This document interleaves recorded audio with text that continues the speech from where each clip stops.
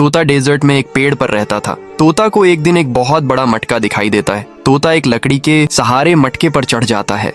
तोता देखता है कि मटका पानी से भरा हुआ है। तोता तुरंत समझ जाता है और एक पाइप को मटके में लगा देता है। पाइप से पानी बाहर निकलने लगता है। जिंदा बचे जानवर पानी पीते हैं। फिर तोता एक बहुत बड़ा पाइप मटके में लगा देता है।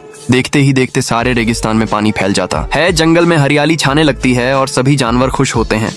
तभी तोता रोने लगता है क्योंकि आपने लाइक सब्सक्राइब नहीं किया।